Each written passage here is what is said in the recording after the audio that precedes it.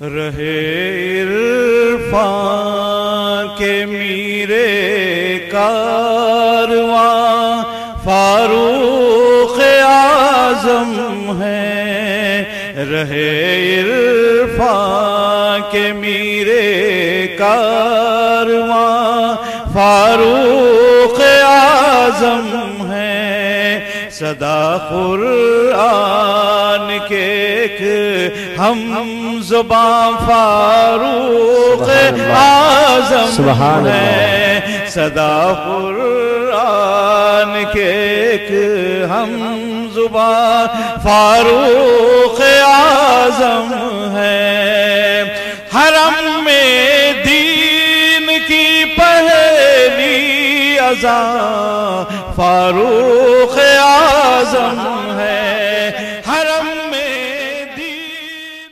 نحمدہ ونصلی ونسلم علی رسولہ الکریم، اما بعد فاعوذ باللہ من الشیطان الرجیم، بسم اللہ الرحمن الرحیم۔ محمد الرسول اللہ والذین معہ اشداء علی الکفار رحماء بینہم تراہم رکعا سجدا یبتغون فضلا من اللہ ورضوانا۔ آمنت باللہ صدق اللہ العظیم وصدق رسولہ النبی الامین المختار الکریم، ونحن علی ذلک لمن الشاہدین والشاکرین والحمد للہ رب العالمین۔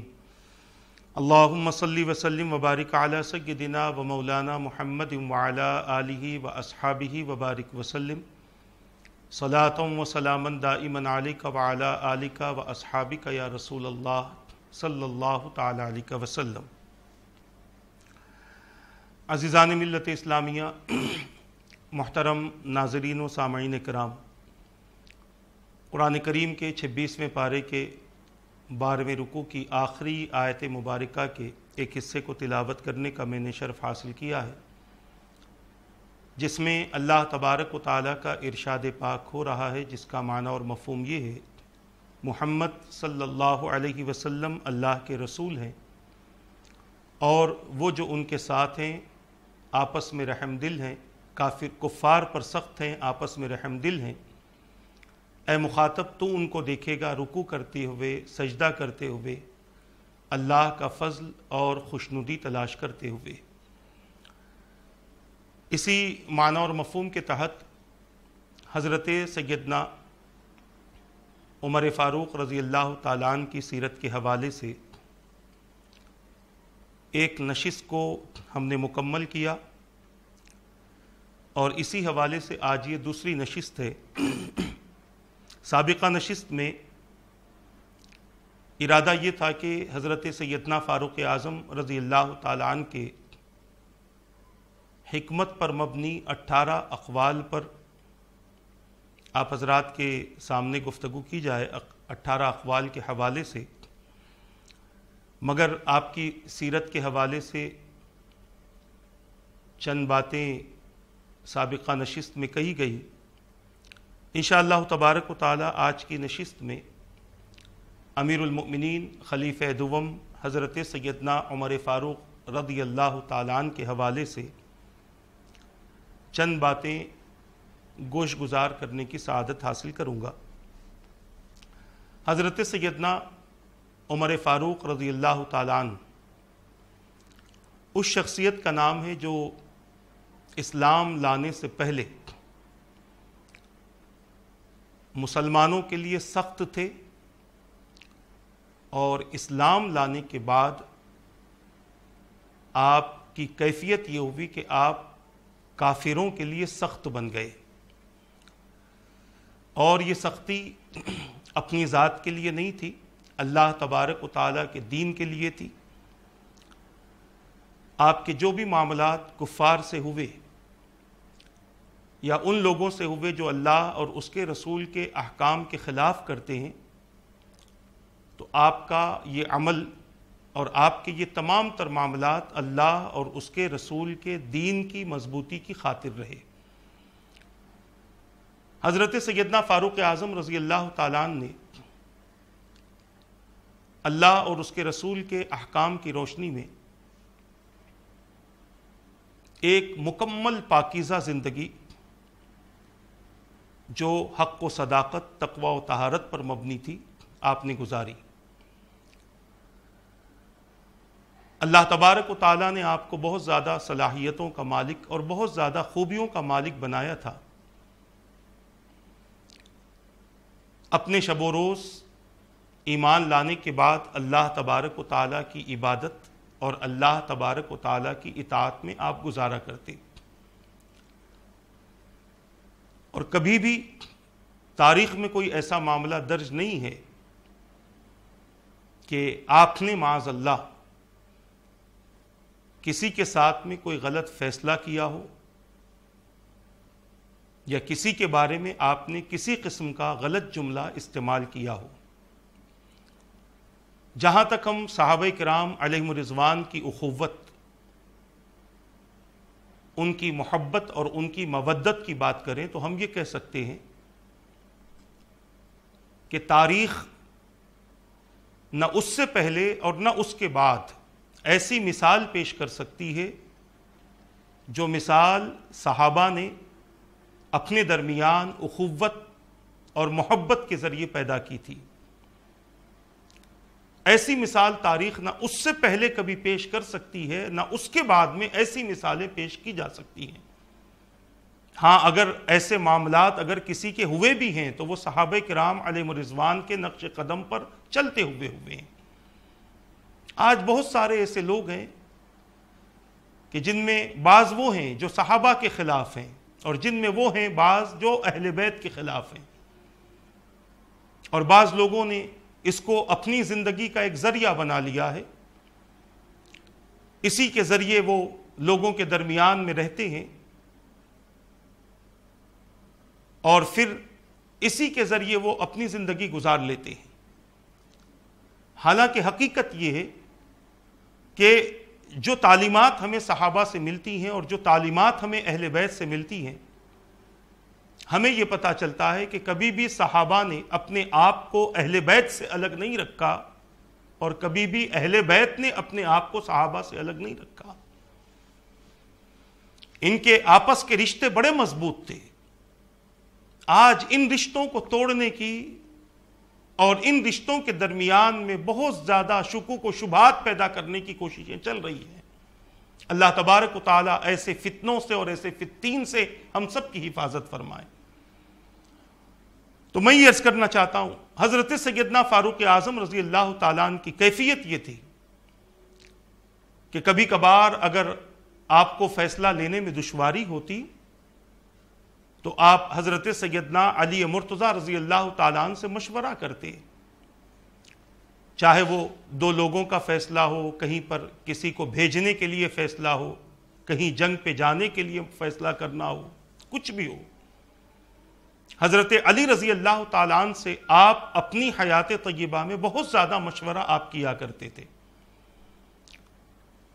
اور اسی کو کئی مورخین نے اور کئی محققین نے اپنی اپنی کتابوں میں نقل بھی فرمایا۔ حضرت سیدنا فاروق اعظم رضی اللہ تعالیٰ عنہ، جہاں آپ کا عالم یہ تھا کہ آپ کی تائید میں قرآن کریم کی آیتیں نازل ہوتی تھی، وہیں پر آپ کی کیفیت یہ تھی کہ آپ جو باتیں لوگوں کے سامنے پیش فرماتے، وعظ کے طور پر، نصیحت کے طور پر، خطبے کے طور پر، تو لوگ ان باتوں کو بڑے غور سے سنتے بھی تھے، اور بعض حضرات ان باتوں کو قلم بند بھی کر لیتے، لکھ بھی لیتے، اور بعض حضرات ان باتوں کو اپنے ذہن میں محفوظ بھی رکھتے اور اسی کے مطابق اپنی زندگی گزارتے۔ میں بارہا یہ واقعہ پیش کرتا ہوں، شاید آپ نے مجھ سے اس سے پہلے بھی سنا ہوگا کہ ایک شخص بار بار آپ کے پاس میں آتا تھا اور آ کر آپ سے سوال کرتا تھا۔ ایک مرتبہ آپ بیٹھے ہوئے تھے، آیا وہ، اور کوئی ضروری کام میں آپ تھے۔ اس وقت آپ نے اس سے غصے میں کہا کہ بار بار آنے سے بہتر ہے ایک بار قرآن پڑھ لے تاکہ تجھے کوئی راستہ مل جائے۔ آپ نے مشورہ دے دیا، وہ چلا گیا، اور کچھ دن تک اس کا اتا پتہ نہ رہا، کیونکہ ہر 2-4 دن میں وہ آ جاتا تھا۔ فاروق اعظم رضی اللہ تعالیٰ عنہ نے ایک مرتبہ پوچھ لیا کہ ایک شخص آتا تھا، بار بار سوال کرتا تھا، کچھ دنوں سے وہ نظر نہیں آیا، ایک بار آیا تھا، میں نے اس سے کچھ کہہ دیا تھا، شاید وہ ناراض تو نہیں ہو گیا۔ تو کسی نے کہا حضرت وہ تو اب بستی میں رہتا ہی کہاں ہے، وہ تو چلا گیا، اب غاروں میں رہتا ہے، وہ آتا بھی نہیں ہے بستی کی طرف۔ فاروق اعظم رضی اللہ تعالیٰ عنہ نے سمجھا کہ شاید میری بات کا اس نے بہت زیادہ برا لگا لیا، لہٰذا آپ کچھ لوگوں کے ساتھ اس کے پاس پہنچے اور وہاں پہنچ کر اس سے سلام کیا۔ وہ بیٹھا ہوا تھا، قرآن کی تلاوت کر رہا تھا۔ جیسے ہی اس نے آپ کو دیکھا فوری اٹھ کھڑا ہوا، آپ سے ملاقات کی۔ فاروق اعظم رضی اللہ تعالیٰ نے فرمایا کہ میری بات کا اتنا تو نے برا لگا لیا کہ بستی چھوڑ دی اور بستی میں آنا بھی بند کر دیا اور غاروں میں رہنے لگا؟ اس نے عرض کیا حضرت میں آپ کی بات کا برا نہیں لگایا، بلکہ میں نے تو آپ کی بات پر عمل کیا ہے۔ پوچھا کیا کیا؟ تو کہا آپ ہی نے تو فرمایا کہ قرآن پڑھ لے، بار بار مانگتا کیوں ہے؟ قرآن پڑھ لے تجھے کوئی راستہ نظر آ جائے گا۔ اس نے کہا میں نے قرآن پڑھا اور قرآن میں ایک آیت پڑھ رہا تھا، اچانک اس آیت پر میرا یقین ہو گیا، یقین کامل ہو گیا، میں اسی آیت پر بھروسہ کر لیا۔ پوچھا وہ کون سی آیت ہے؟ فرمایا وَفِي السَّمَاءِ رِزْقُكُمْ وَمَا تُوعَدُونَ، جس کا معنی اور مفہوم یہ کہ تمہارا رزق آسمانوں میں ہے جس کا تم سے وعدہ کیا گیا تھا۔ تو فاروق اعظم رضی اللہ تعالیٰ نے فرمایا اس سے تو نے کیا مراد لیا؟ اس نے عرض کیا کہ امیر المؤمنین میں نے یہ سوچا کہ جب میرا رزق آسمانوں میں موجود ہے میں غیر ضروری اسے زمین پر تلاش کرتا ہوں، اور جب سے میں نے اس آیت پر یقین کر کے آسمان والے سے اپنا رشتہ جوڑ لیا ہے، جب ضرورت پڑتی ہے مجھے میرا رزق مل جاتا ہے۔ تو بتانا یہ ہے کہ حضرت سیدنا فاروق اعظم رضی اللہ تعالیٰ عنہ جب لوگوں کو مشورے دیتے تھے اور لوگ ان کے مشوروں کو قبول کرتے، ان کے احکام کو قبول کرتے، ان کی واضح و نصیحت کو قبول کرتے، ان کی تقریروں کو، ان کے خطبات کو غور سے سنتے، تو انہیں اس سے اپنی زندگی گزارنے کے طریقے اور سلیقے مل جاتے۔ یہ حضرت سیدنا عمر فاروق رضی اللہ تعالیٰ عنہ کی حیات طیبہ اور آپ کی زندگی کا ایک پہلو میں نے آپ کے سامنے پیش کیا ہے۔ ویسے آپ ان کے تعلق سے پڑھیں کہ کیا عظیم شخصیت تھی، کیا بڑی شخصیت تھی کہ جن کو اللہ تبارک و تعالیٰ نے اتنا بڑا اعزاز عطا فرمایا کہ ان کے ذریعے اللہ تبارک و تعالیٰ نے دین کو سربلندی بھی عطا فرمائی، اور رب نے ان کے ذریعے دین کو عزت عطا فرمائی۔ اور ان کے آنے کے بعد وہ صحابہ جو کمزوری کی وجہ سے ڈر رہے تھے، اللہ نے انہیں قوت عطا فرما دی، انہیں طاقت عطا فرما دی۔ ایسی عظیم شخصیت کہ جو رسول پاک صلی اللہ تعالیٰ علیہ وسلم کے قریبی ہوں، جن کو ایک طرف یہ اعزاز حاصل ہو کہ وہ حضور کے خسر ہیں، حضور کے سسر ہیں، اور دوسری طرف یہ اعزاز حاصل ہو کہ وہ نسبت پانے کی وجہ سے مولا علی رضی اللہ تعالیٰ عنہ کے داماد ہیں۔ کیا مقام آپ کا اور کیا مرتبہ آپ کا، کیا عزتیں آپ کی ہیں۔ اور ان تمام چیزوں کو اگر معلوم کرنا ہو تو آپ تاریخ کی کتابیں پڑھیں، احادیث پڑھیں، تب ہمیں پتہ چلے گا کہ حضرت سیدنا فاروق اعظم رضی اللہ تعالیٰ عنہ کی شخصیت کا نام ہے۔ تو میں یہ عرض کرنا چاہتا ہوں حضرت سیدنا فاروق اعظم رضی اللہ تعالیٰ عنہ نے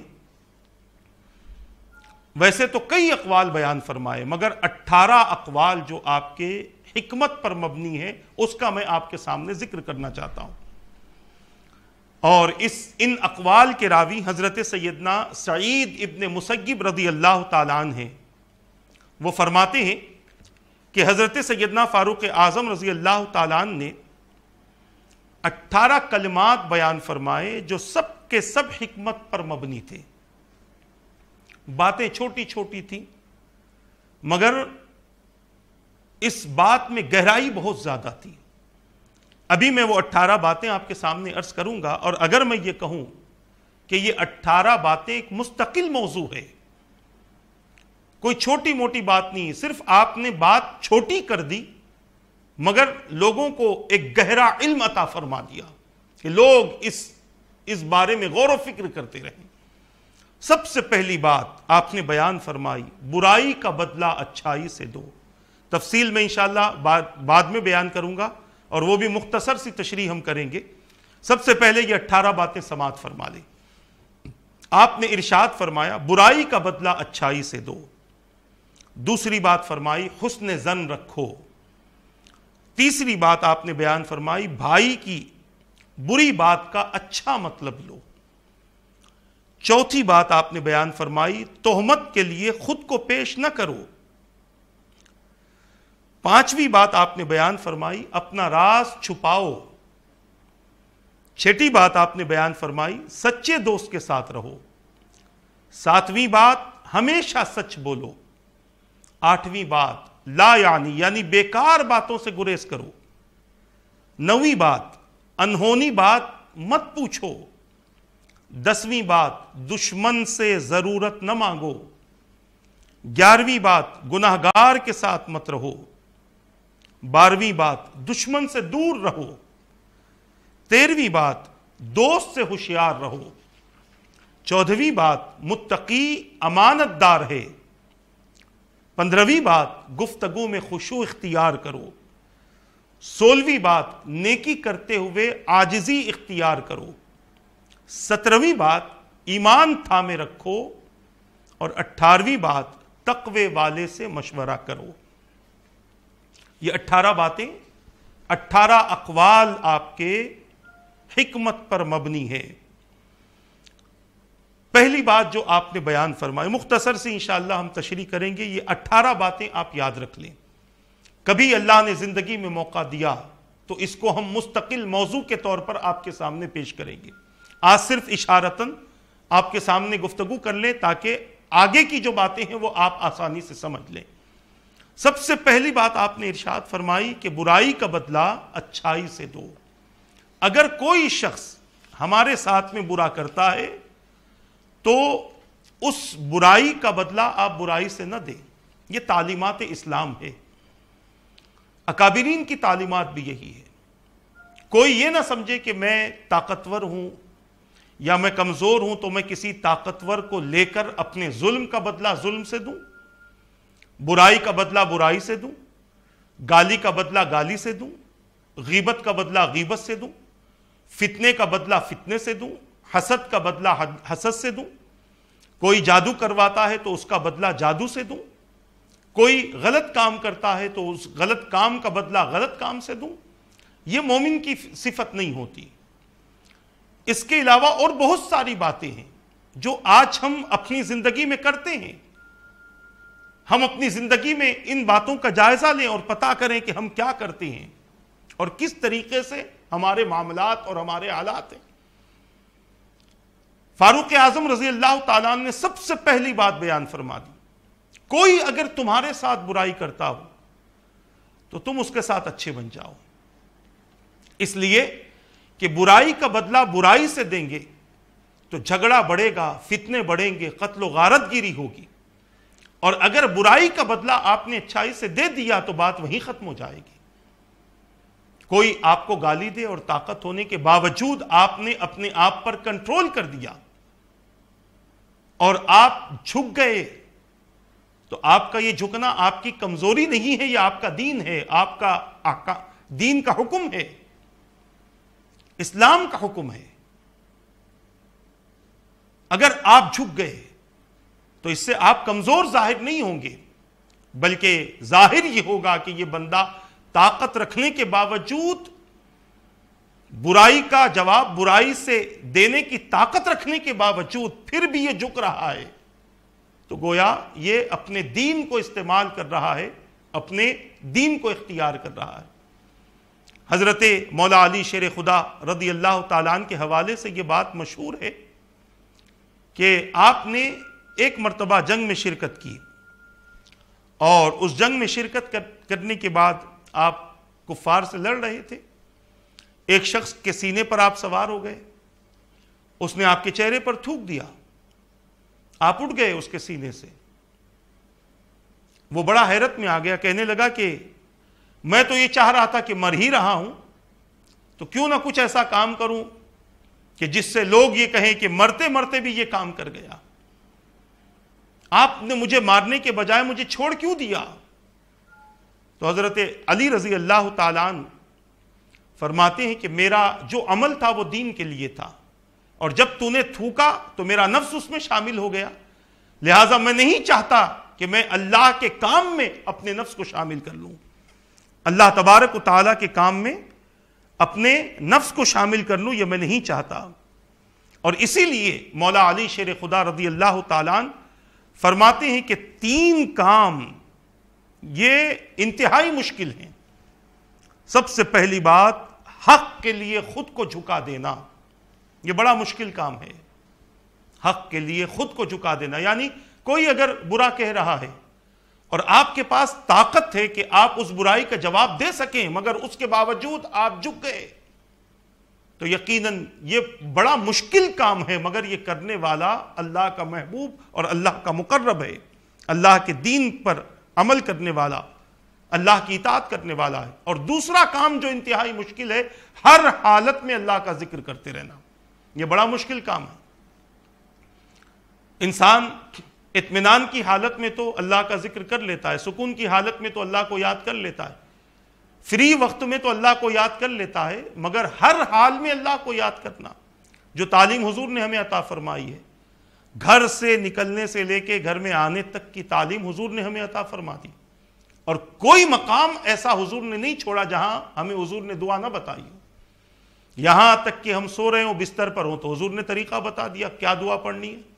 بستر سے جب نیند سے اٹھ جائیں تب حضور نے دعا بتا دی، طہارت خانے کے لیے جا رہے ہیں تب حضور نے دعا بتا دی، طہارت سے فارغ ہو کر باہر نکلنے کے بعد حضور نے دعا بتا دی، کنگھی کرتے وقت حضور نے دعا بتائی، آئینہ دیکھتے وقت حضور نے دعا بتائی۔ سب کچھ تعلیم رسول پاک صلی اللہ تعالیٰ علیہ وسلم کی ذات سے ہمیں ملتی۔ اب اس کے بعد جو وقت خالی ملتا ہے، اس وقت میں بھی بندے کا اللہ کا ذکر کرنا یہ انتہائی مشکل کام ہے، مگر جو کر لیتا ہے وہ اللہ کا مقرب اور اللہ کا محبوب بن جاتا ہے۔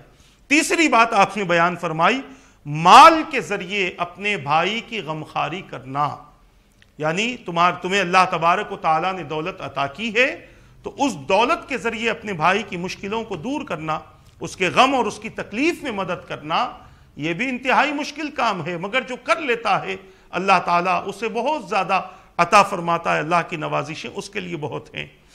تو برائی کا بدلہ اچھائی سے دینا، یہ حضرت سیدنا فاروق اعظم رضی اللہ تعالیٰ عنہ کا قول ہے، اور یہ تعلیم رسول پاک صلی اللہ تعالیٰ علیہ وسلم کی بھی ہمارے لیے رہی ہے، اور نہ صرف تعلیم بلکہ رسول پاک صلی اللہ تعالیٰ علیہ وسلم کے کئی اقوال اس بارے میں موجود ہیں۔ حضور پاک صلی اللہ تعالیٰ علیہ وسلم کا خود اپنا طریقہ، آپ دیکھیں حضور کے ساتھ لوگوں نے کیا کیا برائی نہیں کی۔ تاریخ پڑھنے والے، تاریخ سے جو واقف ہیں، انہیں اس بات کا علم ہے، کوئی تکلیف ایسی نہ رہی جو حضور کے دشمنوں نے حضور کو نہ دی۔ اعلان نبوت کے بعد سے حضور پر جو سلسلہ جاری رہا، مکۃ المکرمہ کی 13 سالہ حیات مبارکہ اعلان نبوت کے بعد حضور کے لیے بڑی مشقت اور بڑی تکلیف والی گزری۔ جہاں حضور جاتے تھے پتھر لے کے لوگ پہلے ہی سے تیار ہوتے تھے کہ اب آئیں گے اور ہم اپنے پتھر کی بارش ان پر کریں گے۔ جہاں حضور تشریف لے جاتے تھے لوگوں کو راستے کا علم تھا، پائے مبارک کے نیچے کانٹے بچھا دیتے، کوئی کچرا لے کر انتظار کرتی کہ اب نکلیں گے اب کچرا پھینک دوں۔ کتنی برائیاں حضور کے ساتھ میں نہیں کی ہیں، کتنی تکلیفیں حضور کو نہیں دی گئی۔ ہم اگر حضور کی تکلیفوں کے سامنے اپنی تکالیف کو دیکھیں تو سمندر کے قطرے کا کروڑواں حصہ بھی نہیں ہو سکتا۔ یہ جو تکلیفیں ہمیں مل رہی ہیں یہ تو ہمارے اپنے اعمال کا نتیجہ ہے۔ ہم جیسا دوسروں کے ساتھ کریں گے ویسا ہمارے ساتھ ہوگا۔ ہم کیا سمجھتے ہیں کہ ہم دوسروں کا خرابہ کریں اور ہمارا اچھا ہو؟ ایسا ہرگز نہیں ہو سکتا۔ اللہ کا قانون سب کے لیے ایک ہے، حضور کا فرمان ہر ایک کے لیے پورا ہونا ہے۔ اگر ہم یہ چاہتے ہیں کہ کوئی ہمارے ساتھ اچھا کرے تو آپ بھی دوسروں کے ساتھ اچھا کرو، تو لوگ آپ کے ساتھ اچھا کریں گے۔ آپ لوگوں کا خرابہ کرنے کی سوچتے ہو، آپ لوگوں کو برباد دیکھ کر خوش ہوتے ہو، آپ لوگوں کی پریشانی دیکھ کر بڑے راحت میں آتے ہو، اور پھر یہ چاہتے ہو کہ میرے ساتھ میں یہ نہ ہو، تو یہ تو ممکن نہیں ہے۔ اچھے بنو گے تو اچھا ساتھ اچھا ہوگا، اور خود برے بن کر یہ کہو گے کہ لوگ میرے ساتھ اچھائی کریں، یہ غلط ہے۔ حضور پاک صلی اللہ تعالی علیہ وسلم کی تعلیم رہی ہے، کتنی تکلیفیں حضور کو نہ دی گئی۔ کبھی تو جسم مبارک سے خون مبارک نکلا، نالین مبارک بھر گئے خون مبارک سے، اتنا لوگوں نے آپ کو زخم پہنچایا۔ حضور نے نہ بد دعا کی، نہ کبھی خیال کیا کہ یہ تباہ ہو جائیں، یہ برباد ہو جائیں، بلکہ حضور یہی فرماتے، اللہ کی بارگاہ میں دعا کرتے، مولا یہ لوگ میری عظمت سے واقف نہیں ہیں، یہ میری عظمت نہیں جانتے۔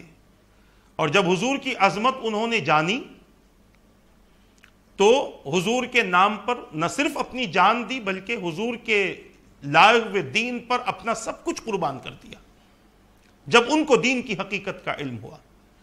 اور یہ سب کچھ ہوا، پتھر کے لیے پتھر نہیں اٹھائے گئے، کسی نے پتھر مارا تو جواب پتھر سے نہیں ملا،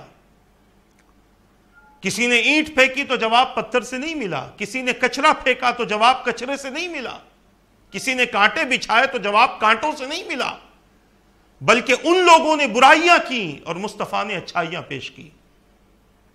تو کیفیت یہ ہوئی کہ وہ لوگ اس بات کو سمجھ گئے کہ یہ رسول حقیقت میں اللہ کے رسول ہیں، یہ کوئی عام بشر نہیں ہے، یہ کوئی عام آدمی نہیں ہے، کیونکہ عام آدمی ہوتا تو مکے والے عام لوگوں کے مزاج سے واقف تھے کہ تکلیف دینے والا جب کسی کو تکلیف دیتا تو اس تکلیف پر خاندان اور قبیلوں میں لڑائیاں اور جھگڑے شروع ہو جاتے تھے۔ وہ لوگ سمجھ گئے کہ یہ تکلیف کا جواب تکلیف سے نہیں دیتے تو یہ عام انسان نہیں ہے، بلکہ یہ تو اللہ کے مقرب اور اللہ کے محبوب نبی ہیں۔ اسی لیے ان لوگوں نے حضور کی دعوت پر لبیک کہا، اور جن کے نصیب میں ایمان تھا اللہ تبارک و تعالیٰ نے ایمان کی دولت سے ان سب کو مالا مال فرمایا۔ یہ حضور کے اچھے اخلاق، حضور پاک صلی اللہ تعالی علیہ وسلم کی اچھی عادتوں کا نتیجہ تھا۔ اور یہ سن لیجئے کہ تلوار اور ہتھیار سے انسان کی گردنیں جھکتی ہیں، اخلاق سے انسان کے دل جھکا کرتے ہیں۔ اپنے گھر میں اس اخلاق کے درس کو عام کرو اور اس اخلاق کے سلسلے کو عام کرو، اور بد اخلاقیوں سے اپنے آپ کو بچاؤ اور اپنے گھر والوں کو بچاؤ، اپنے بچوں کو بچاؤ۔ نسلیں خراب ہو رہی ہیں، برباد ہو رہی ہیں ہماری نسلیں، ہماری نسلوں کا مستقبل تابناک ہو رہا ہے، اور مستقبل ہماری اولاد کا اندھیرے میں آ چکا ہے۔ دنیا کی دولت سے دنیا میں فائدہ اٹھایا جا سکتا ہے، مگر اللہ کا دین وہ ہے کہ اس پر عمل کرنے سے دنیا اور آخرت میں بندہ فائدہ اٹھاتا ہے۔ دنیا کی دولت سے آخرت میں کوئی فائدہ نہیں ہے، ہاں اس وقت ہے جب بندہ اپنی دولت کو اللہ تبارک و تعالیٰ کی راہ میں صرف کرے، خرچ کرے، ورنہ اس دولت کا کوئی فائدہ نہیں ہے۔ دین کی اگر ہم بات کرتے ہیں تو دین سے بندہ دنیا میں بھی فائدہ اٹھاتا ہے، اور آخرت میں بھی اللہ تعالیٰ اپنے مخلص دیندار بندوں کو ان کے عمل کا بہترین بدلہ عطا فرماتا ہے، بہترین جزا، بہترین نعمتیں اپنے بندوں کو عطا فرماتا ہے۔ تو عرض کرنا یہ ہے کہ برائی کا بدلہ اچھائی سے دو، برائی سے نہ دو۔ برائی سے دو گے تو یہ سلسلہ بڑھے گا، خرابیاں بڑھیں گی، فتنہ و فساد بڑھے گا، قتل و غارت گیری ہوگی۔ آپ طاقت رکھ کر اپنے آپ کو جھکا لو، طاقت بھی ہے ظلم کا جواب ظلم سے دینے کی، پھر بھی اپنے آپ کو جھکا لو، آپ کمزور نہیں ہوگے، اللہ کے یہاں آپ کا بہت بڑا مقام ہوگا۔ اس حوالے سے اگر ہم عرض کریں، حسن اخلاق کی جو تعلیم رسول پاک صلی اللہ تعالی علیہ وسلم نے اس انداز سے عطا فرمائی کہ میرے آقا نے فرمایا، بد اخلاقی عمل کو اس طرح برباد کر دیتی ہے جیسے سرکہ شہد کو خراب کر دیتا ہے۔ وینیگر جو ہوتا ہے وہ جس طرح شہد کو خراب کر دیتا ہے، بد اخلاقی انسان کے عمل کو ایسے ہی برباد کر دیتی ہے۔ بد اخلاق انسان کسی کا نہیں ہوتا، اور کوئی انسان بد اخلاق انسان کا نہیں ہوتا۔ گالی دینے والے سے آپ دوستی کریں گے؟ اور اگر کریں گے بھی تو آپ اپنی مطلب کی حد تک اس سے دوستی کریں گے. آپ اپنے دل سے سوال کریں, حقیقت میں کہہ رہا ہوں, آپ اپنے دل سے اسے اچھا نہیں سمجھتے جو لوگوں کے ساتھ بد اخلاقی سے اور برائی سے پیش آتا ہو.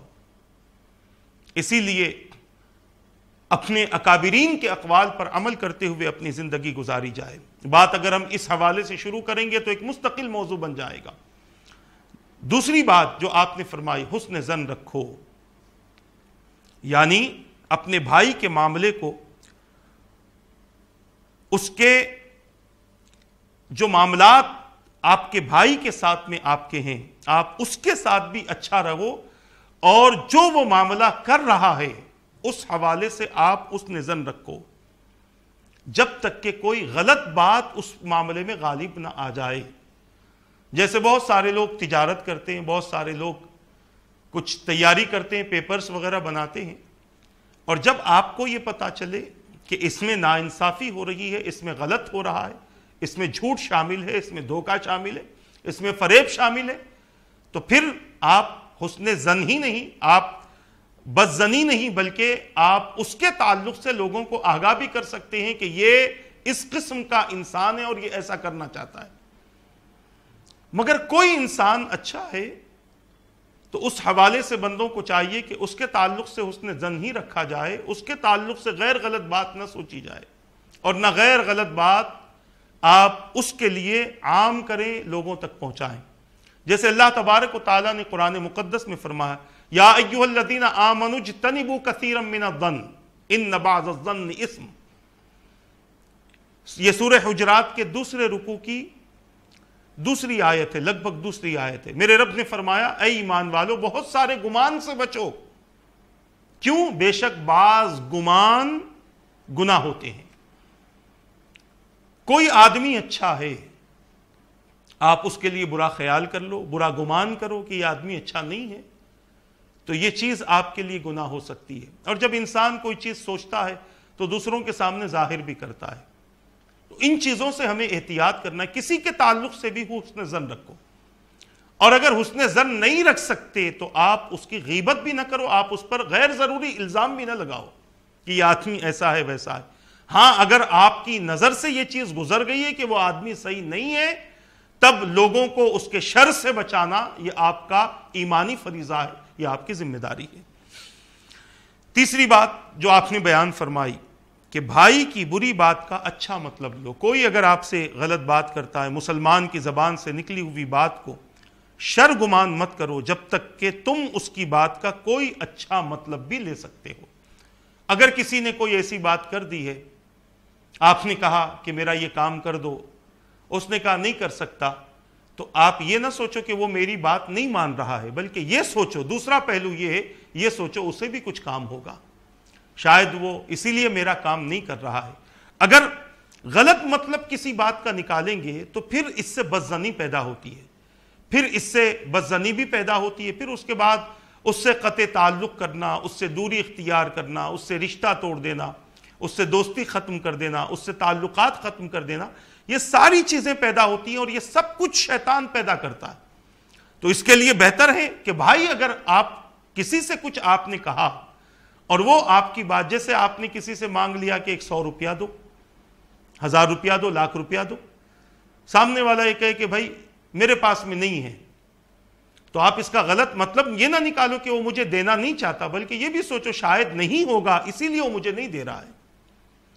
تو کسی بھی بات کا اچھا مطلب نکالو تاکہ اس سے بدگمانی پیدا نہ ہو اور اس سے کسی قسم کے تعلقات میں خرابی پیدا نہ ہو. یہ باتیں عورتوں کے لیے بھی ہیں, یہ مردوں سے زیادہ عورتوں میں یہ چیزیں ہوتی ہیں کہ کوئی کسی نے برائی کر دی تو اب اس کے لیے برائی برائی ہے, بھاوج نے کچھ کہہ دیا تو ننند اس کی دشمن, ننند نے کچھ کہہ دیا تو بھاوج اس کی دشمن. یہ چیزیں اپنے ذہنوں سے نکالو, اپنے گھروں کو لڑائی جھگڑوں سے خالی کر دو. اسی طرح حسن ظن بھی رکھو, شکوک و شبہات میں اپنی زندگی نہ گزارو جب تک کہ حقیقت کا علم نہ ہو جائے. اسی طرح کسی نے آپ سے کہہ دیا تو کوئی بات اگر آپ سے کوئی کہتا ہو, آپ کا دوست کہتا ہو, آپ کا استاد کہتا ہو, آپ کا لیڈر, آپ کا رہنما کہتا ہو, آپ کو کوئی اگر کہتا ہو, ساس سے بہو کہتی ہو, بہو سے ساس کہتی ہو, تو کسی بات کا برا مطلب نہ نکالو, اس کا دوسرا پہلو بھی غور و فکر کرنے کی کوشش کرو.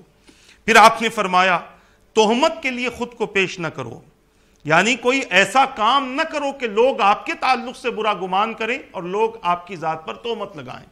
کوئی ایسا کام نہ کرو، اپنے آپ کو تہمت کے لیے پیش نہ کرو۔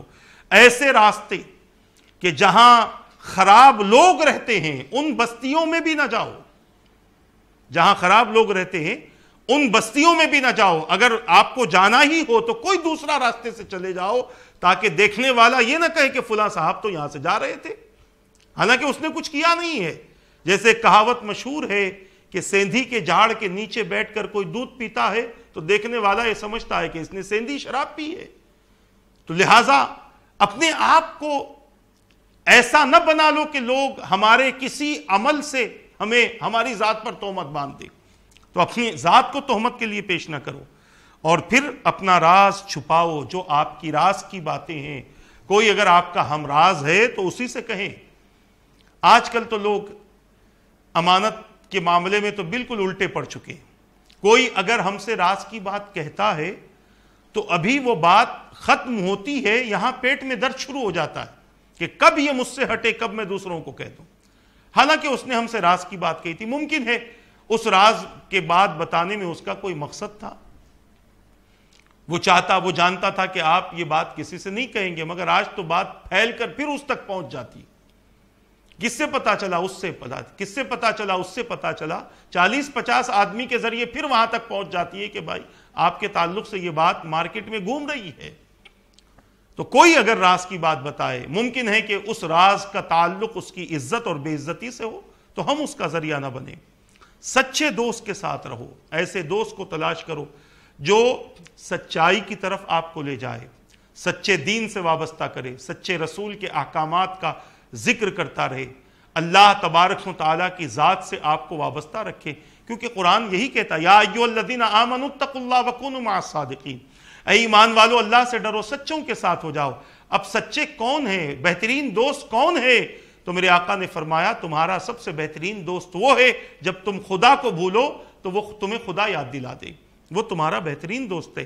تو ایسے دوست کے ساتھ میں اپنا وقت گزارو، ہمیشہ سچ بولو، جھوٹ کی عادتوں کو ختم کرو، جھوٹ کے ذریعے جو لعنتیں آتی ہیں ان لعنتوں سے اپنے آپ کو محفوظ رکھو، اپنی آل اولاد کے اندر سچائی کا درس دے کر ان کے اندر سچائی کے حوالے سے تبدیلی پیدا کرو، اور جس قدر ممکن ہو سکے حق بات کرتے ہوئے اپنی زندگی گزارو۔ پھر فرمایا لا یعنی بیکار باتوں سے اپنے آپ کو بچاتے رہو۔ بیکار باتیں کیا ہے؟ یہ دنیا کی گفتگو کرنا، دنیا کے لوگوں کی گفتگو کرنا، دنیا کی تجارتوں کی گفتگو کرنا، یا ایسی گفتگو کرنا کہ جس میں بندہ اللہ کے ذکر سے غافل ہو جائے۔ ان تمام باتوں سے بندوں کو چاہیے کہ اپنے آپ کو بچاتا رہے۔ پھر فرمایا انہونی بات کو مت پوچھو، یعنی جو بات ابھی ہوئی ہی نہیں ہے اس کے تعلق سے سوال مت کیا کرو۔ بعض لوگ نجومیوں کے پاس جاتے ہیں، بعض لوگ فال کھولنے والے طوطے کے پاس بیٹھ جاتے ہیں اور پوچھتے ہیں کہ بتا میری زندگی میں کیا ہونے والا ہے، کیسا ہونے والا ہے۔ ایک طوطا آپ کی زندگی کا کیا فیصلہ کرے گا؟ ایک انسان آپ کی زندگی کا کیا فیصلہ کرے گا؟ اسی لیے اللہ کی قدرت پر بھروسہ رکھتے ہوئے اپنی زندگی گزارو۔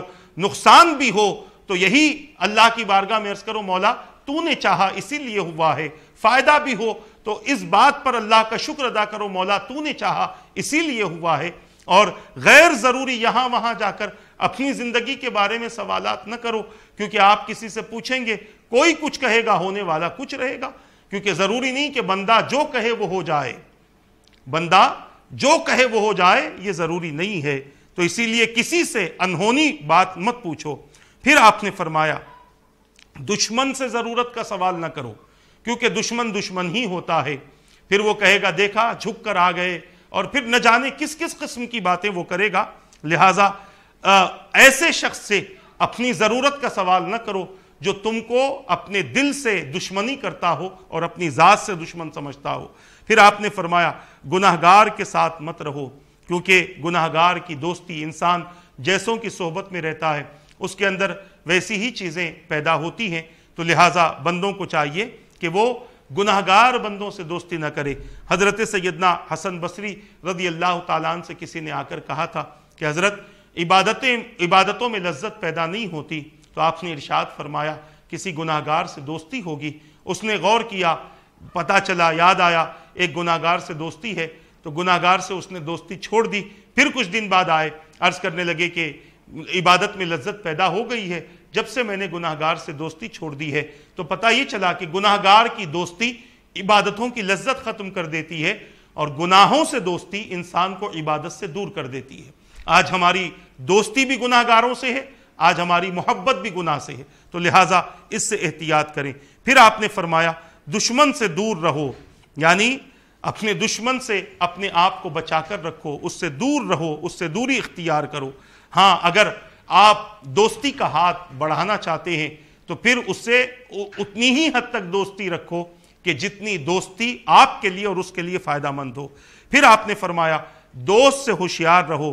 دوست سے ہوشیار رہنے کا مطلب یہ ہے کہ اپنی راز کی اتنی باتیں بھی اس سے نہ کہہ دو کہ پھر آپ کو بعد میں شرمندگی اٹھانی پڑے، اور پھر وہ دوست ایسا بھی رہے کہ وہ آپ کی باتوں کو دوسروں تک پہنچاتا ہو، آپ کی بات کو امانت کے طور پر اپنے پاس میں نہیں رکھتا. پھر آپ نے فرمایا متقی امانت دار ہے، یعنی جو اللہ سے ڈرتا ہے وہ لوگوں کی امانتوں کی حفاظت کرتا ہے، جو متقی ہوتا ہے. پھر آپ نے فرمایا اپنی گفتگو میں خشوع اختیار کرو، یعنی جو گفتگو تم کر رہے ہو، جو باتیں تم کر رہے ہو، اس میں نرمی پیدا کرو، عاجزی پیدا کرو، انکساری پیدا کرو. تکبر والے کلمات اپنی زبان سے نہ نکالو، چاہے اللہ نے کتنا ہی بڑا عہدہ آپ کو دے دیا ہو، کتنا ہی بڑا مقام آپ کو دے دیا ہو، کتنی ہی جائیدادوں کا مالک اللہ نے آپ کو بنا دیا ہو، اکڑ نہ کرو، کیونکہ اکڑو گے تو پکڑے جاؤ گے. اللہ کی پکڑ بڑی سخت ہے اکڑ کرنے والوں کو. تو اپنے آپ کو تواضع اور عاجزی کے ساتھ اپنی زندگی گزارو. اور پھر آپ نے فرمایا نیکی کرتے ہوئے عاجزی اختیار کرو، یعنی نیکی کر کے بندہ تکبر نہ کرے کہ میں نے یہ کر لیا ہے، میں نے حج کر لیا، میں نے رمضان کے روزے رکھے، میں نے رجب کے شعبان کے روزے رکھے، 3 مہینے 7 دن میں نے مسلسل 6 دن میں نے مسلسل روزے رکھے ہیں. اس طریقے کی اکڑ اپنے اندر پیدا نہ کرو. میں نے ایک دن میں قرآن پڑھ لیا ہے، میں نے 30 راتیں پوری 30 قرآن میں نے پڑھائے ہیں. یہ اکڑ اپنے اندر پیدا نہ کرو ورنہ نیکی برباد ہو جائے گی. لہٰذا آپ نے فرمایا کہ نیکی کرتے ہوئے عاجزی اختیار کرو. پھر آپ نے فرمایا ایمان کو مضبوطی سے تھامو، ایمان کو مضبوطی سے تھامو، کیونکہ ایمان پر استقامت یہ بہت زیادہ ضروری ہے. حضور کے پاس ایک صحابی تشریف لائے، عرض کیا یا رسول اللہ صلی اللہ علیہ وسلم اسلام کے بارے میں کوئی ایسا عمل بتا دیں کہ میں اس کو کر لوں اور پھر آپ کے بعد مجھے کسی سے پوچھنے کی ضرورت محسوس نہ ہو. تو میرے آقا صلی اللہ علیہ وسلم نے ارشاد فرمایا قل آمنت باللہ ثم استقم، کہ تو یہ کہہ کہ میں اللہ پر ایمان لایا اور اسی پر استقامت کے ساتھ رہے، ڈگمگ نہ ہونے پائیں، کہیں پر جھول نہ ہو، کہیں پر کسی قسم کی کمزوری نہ ہو، کہیں پر کسی قسم کی سستی اور کاہلی نہ ہو. جب ایمان لا چکے ہو تو اب اس ایمان کو تھامے رکھو اور اس ایمان پر مضبوطی کے ساتھ رہو. وقت پر فرائض ادا کرو، وقت پر واجبات ادا کرو، وقت پر سنتیں ادا کرو، اللہ کی مکمل اطاعت کرو، حضور کی مکمل اطاعت کرو. اور پھر آخری بات جو 18ویں بات ہے، آپ نے ارشاد فرمایا کہ تقوی والوں سے مشورہ کرو، یعنی جن کے دل و دماغ میں تقوی ہے، جو اللہ سے ڈرتے ہیں، جو اللہ تبارک و تعالیٰ کی محبت میں اور اللہ تبارک و تعالیٰ کی کامل اطاعت میں اپنی زندگی گزارتے ہیں. تم ان سے مشورہ کرو. اپنے کسی معاملے میں مشورہ کرنا ہو تو ان کی طرف رجوع ہو جاؤ تاکہ تمہاری زندگی بہتر ہو اور تمہیں صحیح مشورہ ملے. تو یہ جو باتیں میں نے آپ حضرات کے سامنے 18 باتیں جو حضرت سیدنا امیر المؤمنین فاروق اعظم رضی اللہ تعالیٰ عنہ نے فرمائی اور جن کو حضرت سعید ابن مسیب رضی اللہ تعالیٰ عنہ نے نقل فرمایا، یہ بڑی اہم باتیں تھیں. اس وجہ سے میں نے آپ حضرات کے گوش گزار کی ہے، اور جہاں تک ممکن ہو سکے ان باتوں پر خود بھی عمل کریں اور ان باتوں کو دوسروں تک پہنچانے کی بھی کوشش کریں. اللہ تبارک و تعالیٰ سے دعا ہے کہ رب قدیر جو کچھ کہا گیا کہنے میں غلطی ہو تو اپنے حبیب کے صدقے معاف فرما دے. ان باتوں پر مجھے اور ان سب کو عمل کرنے، دوسروں تک پہنچانے کی توفیق عطا فرما برحمتک یا ارحم الراحمین. وما علینا الا البلاغ. السلام علیکم ورحمۃ اللہ وبرکاتہ. رہے عرفان کے میرے کارواں فاروق اعظم ہے، رہے عرفان کے میرے کارواں आज़म हैं, सदा कुरान के एक हम ज़ुबां फारूक आज़म हैं, सदा कुरान के एक हम ज़ुबां फारूक